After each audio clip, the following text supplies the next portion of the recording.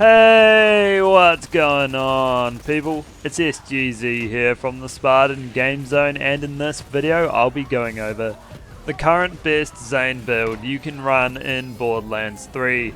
When you're thinking about the best build to run on Zane, you have to ask yourself, do I want to be doing all the work, or should someone else be doing it?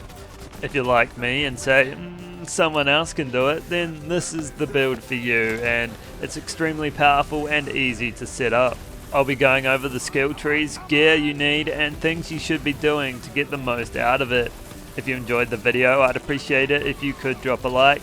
It helps motivate me to make more of them, and let's crack into it. So the build we'll be talking about is a clone drone build, and there's a number of reasons for that. Perhaps the biggest reason is how powerful the clone is. You can see from these clips that the clone doesn't mess around when it comes to destroying things. He's like you, only better, and I'll be touching on some guns he'll need to do that later. Another is that with the clone drone setup, we have so many options when it comes to viable anointments compared to an always active build. These include clone swap 130% damage, action skill active 200% damage, any action skill end anointments, which there's a lot of, and of course the one you should be after, Sentinel 100% bonus cryo damage. All of these are great for this build, and depending on how you want to play it, you can dip your toes into any of them. So enough of all that, let's go on to the skill trees. I'll be breaking it down, but feel free to skip ahead to the gear or the build's playstyle if you want to. So we'll start with the orange tree, or Zane's doubled agent tree, and this is where we get to make use of the clone and its abilities. So we start by putting 5 into synchronicity, which increases our gun damage by 20% per each active action skill, and because we'll have the clone and the drone going at the same time, that becomes 40%. Then we put 2 into this one to increase our magazine size along with our clones, and then 2 into borrowed time, increasing our action skill duration per each active action skill, and again that'll be doubled. Then we go down and we put 5 into Donnybrook. Every time you want to be putting 5 into this one because it's Zane's best kill skill. It gives him increased gun damage along with health regeneration, it stacks twice, and it also does the same thing to the clone. Then we go ahead and we put 1 into Fractal Frags, which allows the clone to throw grenades. He'll throw a copy of whatever grenade mod you have, and he can do some massive damage with these grenades. We also put 1 into Quick Breather, which allows us to recharge our shields when we swap to the clone. It also heals the clone for up to 50% of max health, and that's a great skill because we want the clone to be alive for as long as it can. We also put 1 into Old You, which is basically a get out of jail free card, allowing us to exit Fight for Our Life and gain a second wind with full health. Then we put 3 into Supersonic Man, which basically makes us go faster per each active action skill. And that's a good one to have because in the blue tree with Violent Speed and Violent Momentum, which we'll go into soon, we'll be dealing more damage the quicker we move. Then we put 1 into Pocket Full of Grenades, which is another kill skill that allows us to gain grenade regeneration for a few seconds after killing an enemy. And that also stacks twice, and that one's good when we're using Boom Enhance, which basically allows our Digiclone to consume up to 3 grenades, and for every grenade consumed, he gets a number of buffs. And basically we want to make sure that our grenades are to the max all the time, so that each time we summon him, he's as powerful as he can be. And then we put 3 into Trick of the Light, which allows Zane to deal bonus cryo damage to enemies that aren't targeting him, and we can make use of the clone to help us do that. And we put 1 into Double Barrel. This skill is the one that we want in this tree.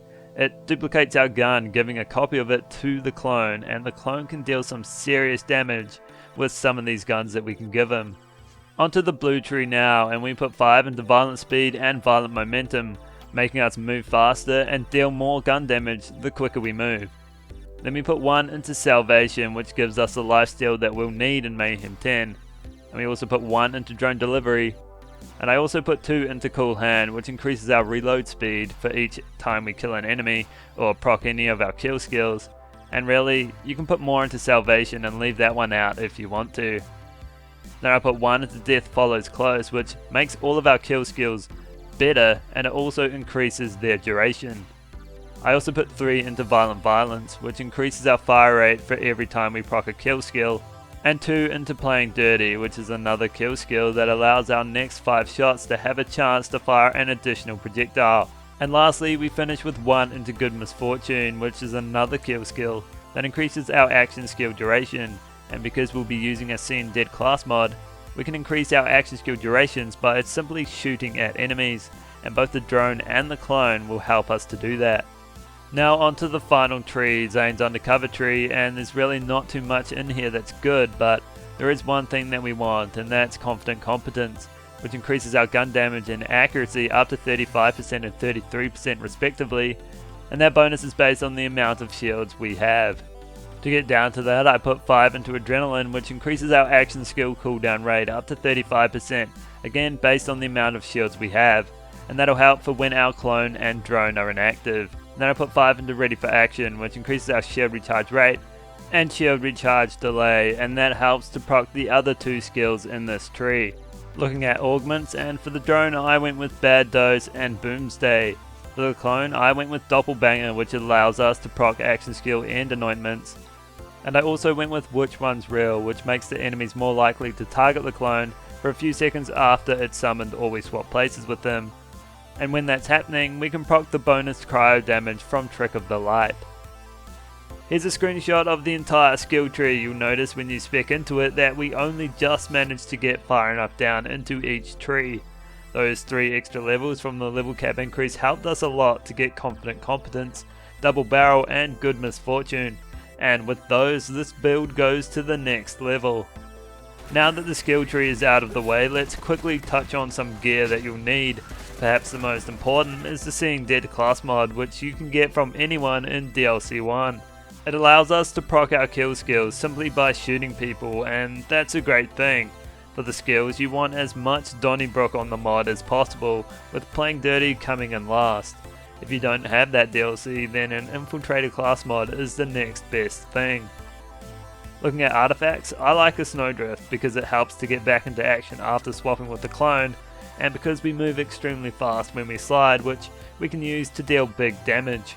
The Pearl of Ineffable Knowledge is another good choice, increasing our damage the more consecutive shots we land, and you get that from completing the Detective questline in DLC 2. Shield and Grenade mod, it's up to you, and remember your clone gets a copy of both, and will use the grenade you choose, so feel free to play around with them. But for shields, I like the ever faithful Transformer, but an old god from DLC 2 in Cryo would be a peak shield for Zane. Onto weapons, and the rule of thumb is generally what's good on you will be even better on the clone. The Light Show from DLC 3 is one of the best I've found, and you can get one from Laserdactyl in the Obsidian Forest, located around in this area. The now unfarmable OPQ system from the Cartel event is another great choice if you have one, and destroys Captain Trant in much the same fashion. There's a number of great weapons that you can choose, and you can check out some of my other videos for some ideas. But how do you play it? How does the build's playstyle work? Well, it's pretty easy while bossing. Just get your drone out, pop the clone, switch to it to boost both you and the clone's damage, and then either take a bite out of your sweet roll or help the clone and drone out by shooting too. That's the easy part. There's not much to that, but mobbing is a different story. Again, you'll want the clone and drone out, but you need to do some management around the clone while also staying alive yourself, and personally I found the gameplay loop to be really enjoyable, and that's not to mention how much total annihilation you'll be producing. When you activate the clone, make sure you have a good weapon out that he can utilize, as that's what he'll spawn with. When it comes to melee one guns with multiple elements, it doesn't matter what element you select, he'll use the default one. He also struggles a little with certain weapons as he won't use them like you do, so keep that in mind, and I encourage you to try out weapons for yourself. It's fun experimenting, and do let others know in the comments if you've found something that works well. The clone can't move either, right, and because he's your main source of damage, you need to keep him in the action at all times.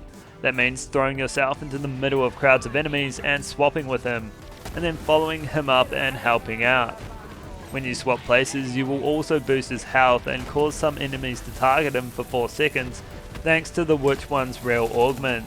You'll also deal that bonus 36% cryo damage from Trick of Light while you're shooting at people that are targeting the clone, and it's a great loop that works really well. However, because you don't have the barrier, you might find yourself going down more often, but usually the clone will get you right back up. The key really is to keep shooting so you can get some lifesteal from salvation, which should be enough to keep you alive. Generally, with thanks to good misfortune, you'll be able to keep your action skills constantly active, but sometimes the clone will die if you miss the window to swap places and give him health. His cooldown is short though, and him dying will proc your action skill End Anointments for 10 seconds, increasing your damage while you wait for his cooldown to end. When his cooldown's over, you can activate him again and continue wreaking havoc. You can also use the clone to refill your ammo if you give him a face puncher, and you've got a cut purse artifact equipped. It's a great thing to be aware of and will help you if your ammo's running low. Overall, this build is fantastic and a lot of fun. The clone is a beast and obliterates mobs pretty much instantly. I mean, in this gameplay I'm trying to shoot people, but my clone has already ended them. You can give him whatever gun you want and he'll go to town, no questions asked. Swapping places not only helps to keep him alive, but also helps to keep you alive and will increase both of your damage. The drone and clone both work to proc your kill skills, making you even stronger, and even heal you thanks to the lifesteal from salvation. There really is no downsides, and it's adept at everything, bossing and mobbing alike. I highly recommend you to try it out. I'm sure you'll have a lot of fun. So that's all for this video. I hope you enjoyed it and can use this build to start tearing it up on Zane. If you did, consider dropping a like or subscribing, and I'll catch you in the next one.